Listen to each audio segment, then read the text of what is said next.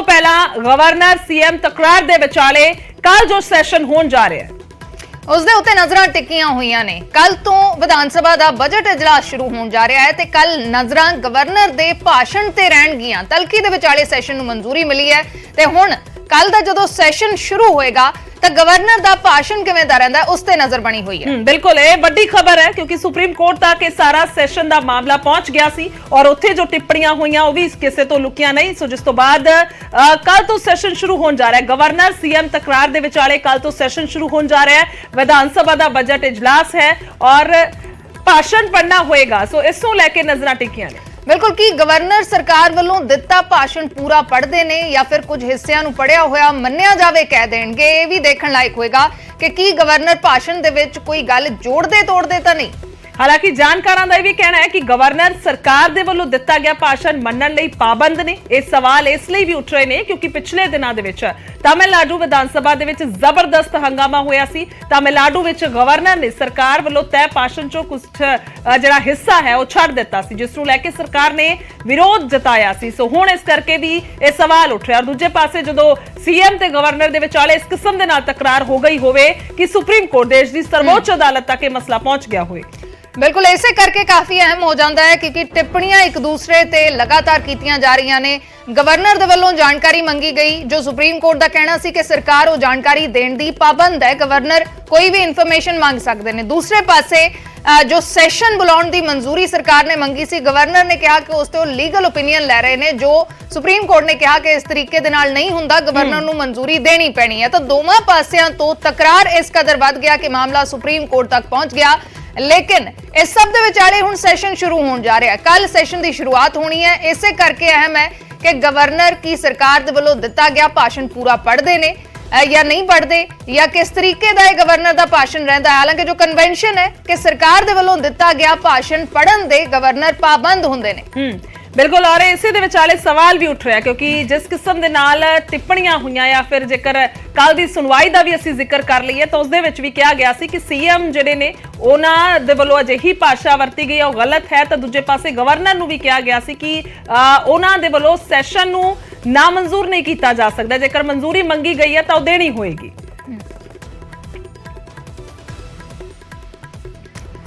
ਕੁਝ ਦਿਨ ਪਹਿਲਾਂ ਗਵਰਨਰ ਨਾਲ ਤਕਰਾਰ ਨੂੰ ਲੈ ਕੇ ਜਦੋਂ ਸੀਐਮ ਭਗਵੰਤ ਮਾਨ ਨੇ ਗੱਲ ਕੀਤੀ ਸੀ ਤਾਂ ਉਹਨਾਂ ਨੇ ਕਿਹਾ ਸੀ ਕਿ ਗਵਰਨਰ ਨੂੰ ਭਾਸ਼ਣ ਪੂਰਾ ਪੜ੍ਹਨਾ ਪਏਗਾ। ਜਿਹੜੇ ਰਾਜ ਭਵਨ ਨੇ ਉਹ ਬੀਜੇਪੀ ਦੇ ਮੁਖਿਆਲੇ ਬਣ ਗਏ ਤੇ ਜਿਹੜੇ ਰਾਜ ਭਵਨਾਂ ਦੇ ਵਿੱਚ ਰਹਿੰਦੇ ਨੇ ਰਾਜਪਾਲ ਉਹ ਬੀਜੇਪੀ ਦੇ ਸਟਾਰ ਪ੍ਰਚਾਰਕ ਬਣ ਗਏ। ਪੋਲੀਟੀਕਲ ਇੰਟਰਫੇਅਰ ਕਰਦੇ ਨੇ। ਪੋਲੀਟੀਕਲੀ ਇੰਟਰਫੇਰੈਂਸ ਉਹਨਾਂ ਦੀ ਜਿਹੜੀ ਹੈ ਉਹ ਕਿਤੇ ਵੀ ਬਰਦਾਸ਼ਤ ਨਹੀਂ ਹੋ ਸਕਦੀ। ਮੈਨੂੰ ਇਹ ਦੱਸ ਦੇਣ ਕਿ ਗੁਜਰਾਤ ਦੇ ਰਾਜਪਾਲ ਨੇ ਉਹਨਾਂ ਦੇ ਮੁੱਖ ਮੰਤਰੀ ਨੂੰ ਕਿੰਨੀਆਂ ਕਿ ਚਿੱਠੀਆਂ ਲਿਖੀਆਂ ਸੀ। ਯੂਪੀ ਦੇ ਰਾਜਪਾਲ ਨੇ ਉਹਨਾਂ ਦੇ ਮੁੱਖ ਮੰਤਰੀ ਨੂੰ ਕਿੰਨੀਆਂ ਕਿ ਚਿੱਠੀਆਂ ਲਿਖੀਆਂ ਨੇ। ਮੱਧ ਪ੍ਰਦੇਸ਼ ਦੇ ਰਾਜਪਾਲ ਨੇ ਉਹਨਾਂ ਦੇ ਮੁੱਖ ਮੰਤਰੀ ਨੂੰ ਕਿੰਨੀਆਂ ਚਿੱਠੀਆਂ। ਇਹ ਚਿੱਠੀਆਂ ਲਿਖਣ ਵਾਸਤੇ ਇਕੱਲਾ ਤਾਮਿਲਨਾਡੂ ਦਾ ਮੁੱਖ ਮੰਤਰੀ ਸਟਾਲਿਨ ਰਹਿ ਗਿਆ ਹੈ ਜੀ, ਜਾਂ ਫਿਰ ਅਰਵਿੰਦ ਕੇਜਰੀਵਾਲ ਜੀ ਰਹਿ ਗਏ। ਐਲਜੀ ਤੋਂ ਚਿੱਠੀਆਂ ਲਵ ਲੈਟਰ ਰੋਜ਼ ਮਿਲਣ ਲੱਗ ਜਾਂਦੇ ਨੇ, ਜਾਂ ਫਿਰ ਪੰਜਾਬ ਨੂੰ ਚਿੱਠੀਆਂ ਆ ਰਹੀਆਂ ਨੇ, ਜਾਂ ਬੰਗਾਲ ਨੂੰ ਆ ਰਹੀਆਂ ਨੇ, ਠੀਕ ਹੈ ਨਾ, ਜਾਂ ਕੇਰਲਾ ਨੂੰ ਜਾਂ ਤੇਲੰਗਾਨਾ ਨੂੰ। ਇਕੱਲੇ ਨੌਨ ਬੀਜੇਪੀ ਸਰਕਾਰਾਂ ਦੇ ਰਾਜਪਾਲ ਜਿਹੜੇ ਨੇ ਇਹ ਉਹਨਾਂ ਨੂੰ ਹੀ ਕਿਉਂ ਇਹ ਆਪਣੇ ਵਾਲਿਆਂ ਨੂੰ ਕਿਉਂ ਨਹੀਂ ਉਹ ਕਰਦੇ। ਸੋ ਇਹ ਲੋਕਾਂ ਦੁਆਰਾ 3 ਕਰੋੜ ਲੋਕਾਂ ਨੇ ਵੋਟਾਂ ਪਾਈਆਂ ਨੇ। ਇਹ ਲੋਕਾਂ ਦੇ ਵੋਟਾਂ ਦਾ ਜਿਹੜਾ ਅਧਿਕਾਰ ਹੈ ਉਹਦਾ ਨਿਰਾਦਰ ਹੈ। ਤੇ ਸੰਵਿਧਾਨ ਬਾਬਾ ਸਾਹਿਬ ਅੰਬੇਦਕਰ ਸਾਹਿਬ ਨੇ ਲਿਖਿਆ ਜਿਹੜਾ ਸੰਵਿਧਾਨ ਦੇ ਮੁਤਾਬਕ ਰਾਜਪਾਲ ਨੂੰ ਪਰਮਿਸ਼ਨ ਵੀ ਦੇਣੀ ਪੈਣੀ ਹੈ ਤੇ ਨਾਲੇ ਉੱਥੇ ਜਿਹੜਾ ਕੈਬਨਿਟ ਪਾਸ ਕਰੂਗੀ ਉਹ ਤਾਂ ਪੰਕਜ ਕਪਾਹੀ ਇਸ ਵੇਲੇ ਸਾਡੇ ਸਹਿਯੋਗੀ ਫੋਨ ਲਾਈਨ ਤੇ ਜੁੜ ਚੁੱਕੇ ਨੇ। ਪੰਕਜ, ਅਸੀਂ ਬਿਆਨ ਸੁਣਵਾ ਰਹੇ ਸੀ ਮੁੱਖ ਮੰਤਰੀ ਭਗਵੰਤ ਮਾਨ ਦਾ। ਸੁਪਰੀਮ ਕੋਰਟ ਤੱਕ ਇਹ ਮਾਮਲਾ ਪਹੁੰਚਿਆ। ਸੁਪਰੀਮ ਕੋਰਟ ਨੇ ਇਹ ਸਾਫ਼ ਕਰ ਦਿੱਤਾ ਕਿ ਗਵਰਨਰ ਨੂੰ ਮਨਜ਼ੂਰੀ ਦੇਣੀ ਪਏਗੀ ਸੈਸ਼ਨ ਦੇ ਲਈ। ਨਾਲ ਹੀ ਇਹ ਵੀ ਕਿਹਾ ਗਿਆ ਸੀ ਕਿ ਜੇ ਗਵਰਨਰ ਕੋਈ ਇਨਫੋਰਮੇਸ਼ਨ ਮੰਗਦੇ ਨੇ ਤਾਂ ਉਹ ਵੀ ਸਰਕਾਰ ਨੂੰ ਦੇਣੀ ਪਏਗੀ। ਹਾਲਾਂਕਿ ਮੁੱਖ ਮੰਤਰੀ ਦਾ ਜਿਹੜਾ ਬਿਆਨ ਹੈ ਉਹ ਇਸ ਨੂੰ ਲੈ ਕੇ ਕਿਤੇ ਨਾ ਕਿਤੇ ਅਜੇ ਵੀ ਤਲਖ ਅੰਦਾਜ਼ ਹੈ ਮੁੱਖ ਮੰਤਰੀ ਦਾ। ਅਜਿਹੇ ਦੇ ਵਿੱਚ ਜਦੋਂ ਤਲਖੀਆਂ ਬਰਕਰਾਰ ਨੇ ਤਾਂ ਨਜ਼ਰਾਂ ਕੱਲ ਦੇ ਗਵਰਨਰ ਦੇ ਭਾਸ਼ਣ ਤੇ ਟਿਕੀਆਂ ਨੇ ਕਿਉਂਕਿ ਅਸੀਂ ਪਿਛਲੇ ਦਿਨਾਂ ਦੀ ਗੱਲ ਕਰੀਏ ਤਾਂ ਕੁਝ ਹੀ ਸਮਾਂ ਪਹਿਲਾਂ ਤਾਮਿਲਨਾਡੂ ਦੇ ਵਿੱਚ ਇਹ ਚੀਜ਼ ਵਾਪਰੀ ਹੈ ਕਿ ਗਵਰਨਰ ਨੇ ਭਾਸ਼ਣ ਦੇ ਕੁਝ ਹਿੱਸੇ ਛੱਡ ਦਿੱਤੇ। ਇਸ ਤੋਂ ਪਹਿਲਾਂ ਵੀ ਕੇਰਲਾ ਦੇ ਵਿੱਚ ਕਈ ਵਾਰ ਹੋ ਚੁੱਕਿਆ ਹੈ। ਜੇ ਹਿਸਟੋਰੀਕਲੀ ਗੱਲ ਕਰੀਏ ਹੋਰ ਸਟੇਟਸ ਦੇ ਵਿੱਚ ਵੀ ਕਈ ਜਗ੍ਹਾ ਹੋਇਆ ਜਿੱਥੇ ਜਾਂ ਤਾਂ ਇਹ ਹੈ ਕਿ ਸੈਂਟਰ ਦੇ ਲਈ ਕੋਈ ਕ੍ਰਿਟੀਕਲ ਸ਼ਬਦ ਵਰਤੇ ਗਏ ਹੋਣ, ਉਹਨਾਂ ਨੂੰ ਗਵਰਨਰ ਦੇ ਵੱਲੋਂ ਛੱਡ ਦਿੱਤਾ ਗਿਆ ਜਾਂ ਕੋਈ ਹੋਰ ਕਾਰਨ ਰਹੇ ਹੋਣ, ਲੇਕਿਨ ਅਜਿਹੀਆਂ ਚੀਜ਼ਾਂ ਵਾਪਰ ਚੁੱਕੀਆਂ ਨੇ। ਤਾਂ ਅਜਿਹੇ ਦੇ ਵਿੱਚ ਕੱਲ ਨੂੰ ਕੀ ਅਜਿਹਾ ਕੁਝ ਵਾਪਰ ਸਕਦਾ ਹੈ ਜੋ ਦੂਸਰੇ ਸਟੇਟਾਂ ਦੇ ਵਿੱਚ ਪਹਿਲਾਂ ਵਾਪਰ ਚੁੱਕਿਆ ਹੈ? ਗਵਰਨਰ ਨੇ ਭਾਸ਼ਣ ਦੇ ਕੁਝ ਹਿੱਸੇ ਛੱਡ ਦਿੱਤੇ ਹੋਣ।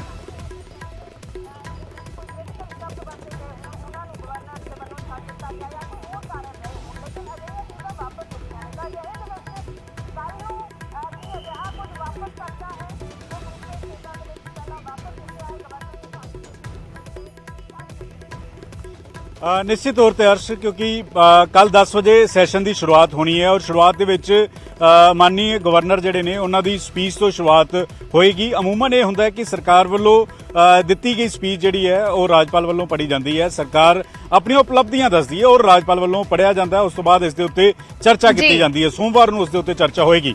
लेकिन जिस तरीके दे नाल तलखी वधी है मुख्यमंत्री अते राज्यपाल दे विचाले, जिस तरीके दे नाल सैशन बुलाए जाण नूं लैके सुप्रीम कोर्ट जाना पिया पंजाब सरकार नूं, तां इस विचाले सवाल यही है कि की इन बिन उस स्पीच नूं पढ़िया जाएगा या फिर उस दे विच कोई हिस्सा छੱਡ ਦਿੱਤਾ जाएगा। खास तौर ते क्योंकि जिहड़ी नाराजगी सीगी वो नाराजगी दे विच एक मुद्दा सीगा सिंगापुर भेजे गए प्रिंसीपल नूं लैके। सरकार अपनी उपलब्धि गिनाएगी, सरकार इस बाबत कहेगी कि असी एक बैच जिहड़ा है वो सिंगापुर भेजिया ताकि बच्चों का भविख बेहतर हो सके, प्रिंसीपल बेहतर तरीके दे नाल पंजाब आके पढ़ा सकन। दूसरा बैच 4 मार्च नूं जा रहा है। तो इस विचाले की इस स्पीच नूं राज्यपाल वालों पढ़िया जाएगा, क्योंकि राज्यपाल तो इस पैमाने नूं लैके कह रहे हैं कि शिकायत आई उन्होंने कोल कि सही तरीके दे नाल जिहड़ी सिलैक्शन नहीं हुई, किन्ना खर्चा आया उसका हिसाब किताब नहीं दिता गया।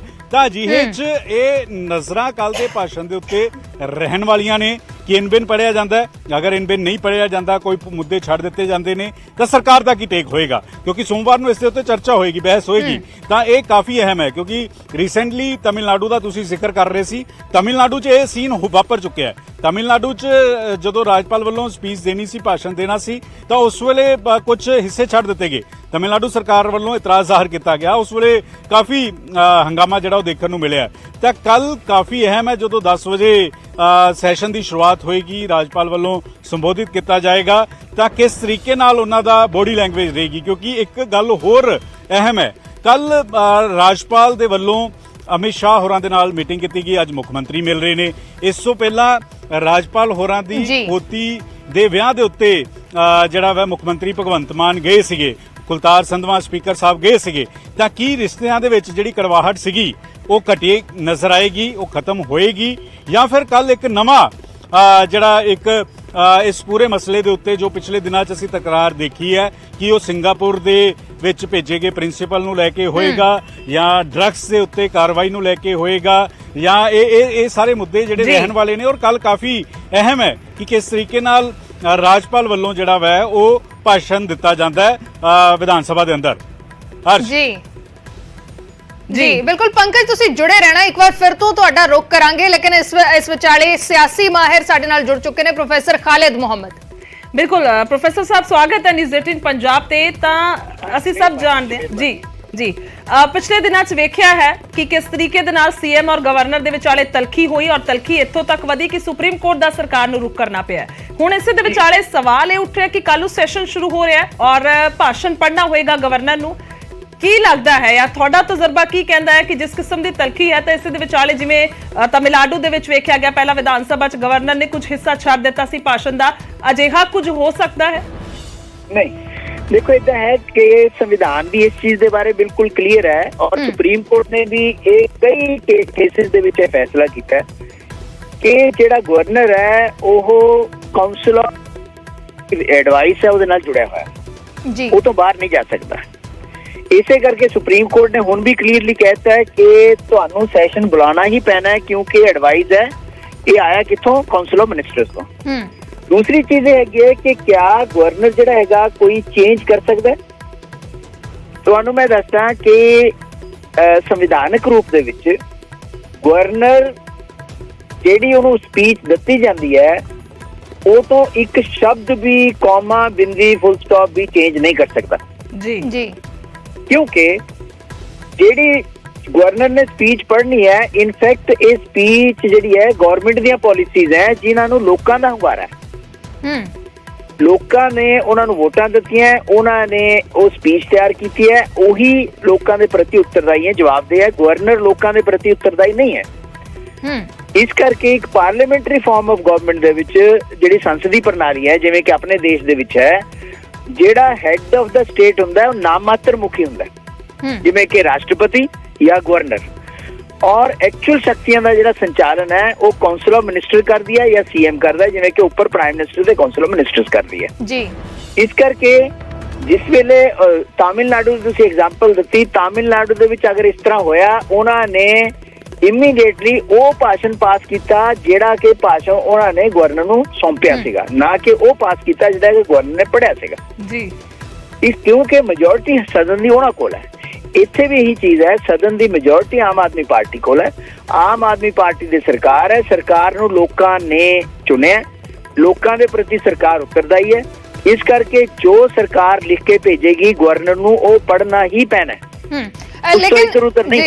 ਜੀ ਪ੍ਰੋਫੈਸਰ ਸਾਹਿਬ, ਲੇਕਿਨ ਜਿਸ ਕਿਸਮ ਦੀ ਕੰਟਰੋਵਰਸੀ ਅਸੀਂ ਕਹਿ ਲਈਏ ਜਾਂ ਤਕਰਾਰ ਦੇਖਣ ਨੂੰ ਮਿਲੀ ਹੈ ਪਿਛਲੇ ਦਿਨਾਂ 'ਚ, ਤੇ ਅਸੀਂ ਥੋੜੀ ਦੇਰ ਪਹਿਲਾਂ ਮੁੱਖ ਮੰਤਰੀ ਦਾ ਇੱਕ ਬਿਆਨ ਵੀ ਸੁਣਵਾ ਰਹੇ ਸੀ।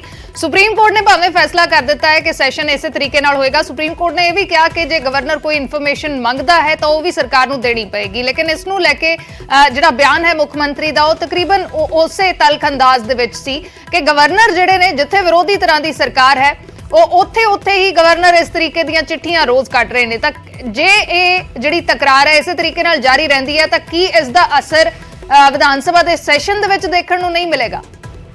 ਦੇਖੋ, ਤੁਸੀਂ ਦੋ ਚੀਜ਼ਾਂ ਕਹੀਆਂ। ਨੰਬਰ 1, ਅਗਰ ਗਵਰਨਰ ਕੋਈ ਵੀ ਇਨਫੋਰਮੇਸ਼ਨ ਕਾਉਂਸਲ ਆਫ ਮਿਨਿਸਟਰ ਤੋਂ ਮੰਗਦਾ ਜੀ ਤਾਂ ਉਹ ਇਨਫੋਰਮੇਸ਼ਨ ਦੇਣੀ ਪੈਣੀ ਹੈ, ਇਹ ਗਵਰਨਰ ਦਾ ਰਾਈਟ ਹੈ। ਕਿਉਂਕਿ ਗਵਰਨਰ ਜਿਹੜਾ ਹੈਗਾ ਉਹਨੇ ਇਹ ਦੇਖਣਾ ਹੈ ਕਿ ਸਾਰੇ ਫੈਸਲੇ ਜਿਹੜੇ ਹੈਗੇ ਆ ਸੰਵਿਧਾਨ ਦੀ ਮਰਿਆਦਾ ਦੇ ਵਿੱਚ ਰਹਿ ਕੇ ਹੋ ਰਹੇ ਹਨ ਜਾਂ ਨਹੀਂ ਹੋ ਰਹੇ ਜੀ। ਲੇਕਿਨ ਗਵਰਨਰ ਕੋਈ ਇਨਵੈਸਟੀਗੇਸ਼ਨ ਨਹੀਂ ਕਰ ਸਕਦਾ।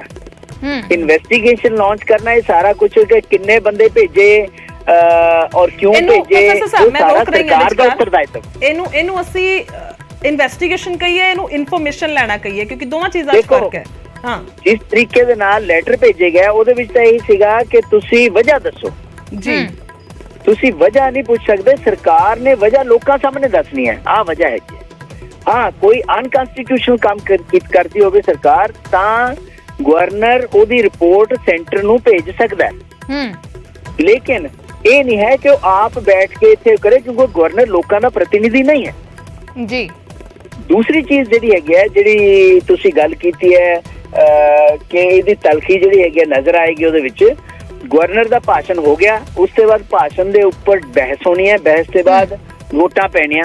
ਉਹ ਵੋਟਾਂ ਤੁਹਾਨੂੰ ਪਤਾ ਹੈ ਕ੍ਰਾਸ ਦਾ ਪਾਰਟੀ ਲਾਈਨ ਹੁੰਦੀਆਂ, ਆਪੋਜੀਸ਼ਨ ਨੇ ਅਗੇਂਸਟ ਵੋਟਾਂ ਪਾਉਣੀਆਂ, ਰੂਲਿੰਗ ਪਾਰਟੀ ਨੇ ਹੱਕ 'ਚ ਵੋਟਾਂ ਪਾਉਣੀਆਂ, ਉਹਦੇ ਪਰ ਡਿਸਕਸ਼ਨ ਹੋਣੀ ਹੈ। ਉਹਦੇ 'ਚ ਗਵਰਨਰ ਦਾ ਕੁਝ ਲੈਣਾ ਦੇਣਾ ਨਹੀਂ ਹੈ। ਗਵਰਨਰ ਨੇ ਕੇਵਲ ਸਪੀਚ ਪੜ੍ਹਨੀ ਹੈ। ਉਹ ਸਪੀਚ ਸਰਕਾਰ ਦੀਆਂ ਨੀਤੀਆਂ ਔਰ ਸਰਕਾਰ ਦੀਆਂ ਨੀਤੀਆਂ ਤੋਂ ਇੱਧਰ ਉੱਧਰ ਗਵਰਨਰ ਨਹੀਂ ਹੋ ਸਕਦਾ।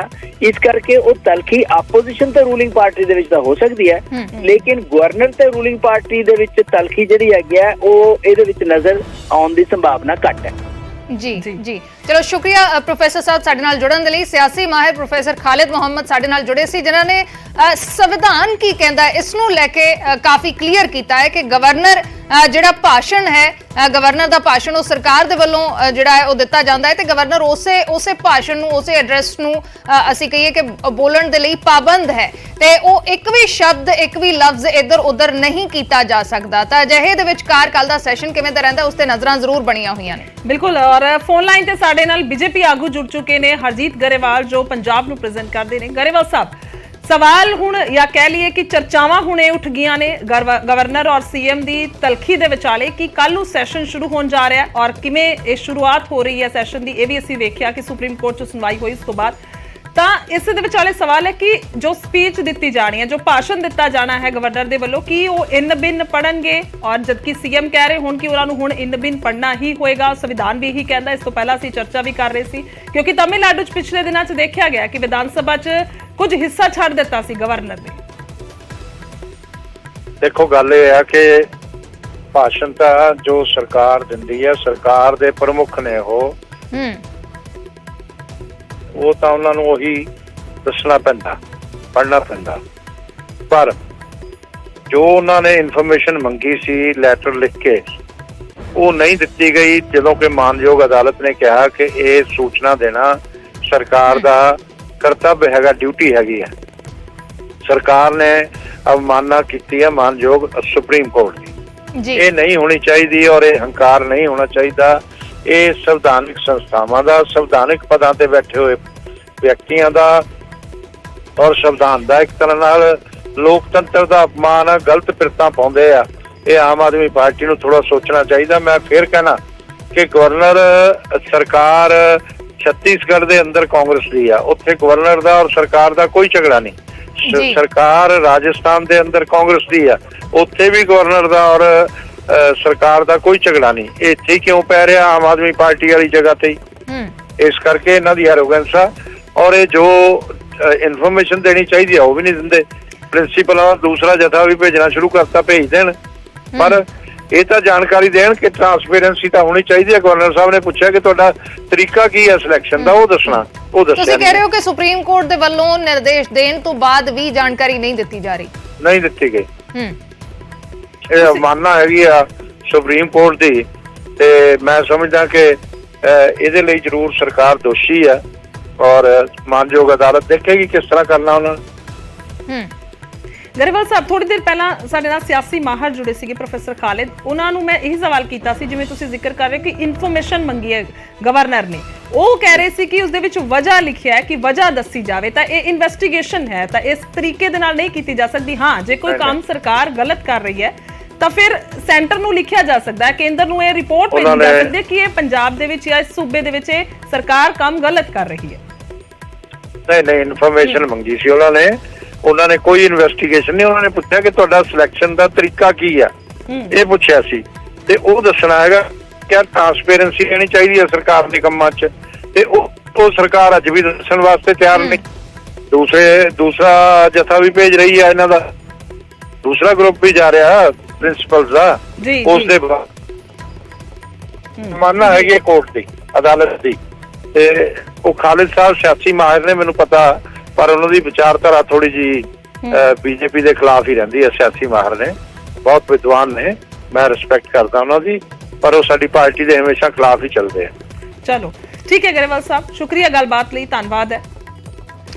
ਤਾਂ ਗਵਰਨਰ ਦੇ ਭਾਸ਼ਣ ਤੇ ਨਜ਼ਰਾਂ ਰਹਿਣਗੀਆਂ। ਹਾਲਾਂਕਿ ਹਰਜੀਤ ਗਰੇਵਾਲ ਕਹਿ ਰਹੇ ਨੇ ਕਿ ਗਵਰਨਰ ਪਾਬੰਦ ਨੇ, ਜਿਹੜਾ ਭਾਸ਼ਣ ਸਰਕਾਰ ਦੇ ਵੱਲੋਂ ਉਹਨਾਂ ਨੂੰ ਦਿੱਤਾ ਜਾਏਗਾ ਉਹੀ ਭਾਸ਼ਣ ਉਹਨਾਂ ਨੇ ਪੜ੍ਹਨਾ ਹੋਏਗਾ ਵਿਧਾਨ ਸਭਾ ਦੇ ਅੰਦਰ। ਲੇਕਿਨ ਜੋ ਤਲਖੀਆਂ ਨਜ਼ਰ ਆ ਰਹੀਆਂ ਨੇ ਉਸ ਦਾ ਕੀ ਕੋਈ ਅਸਰ ਨਜ਼ਰ ਆਵੇਗਾ, ਇਹ ਜ਼ਰੂਰ ਸਵਾਲ ਬਣਿਆ ਹੋਇਆ। ਨਜ਼ਰਾਂ ਗਵਰਨਰ ਦੇ ਭਾਸ਼ਣ ਤੇ ਰਹਿਣਗੀਆਂ।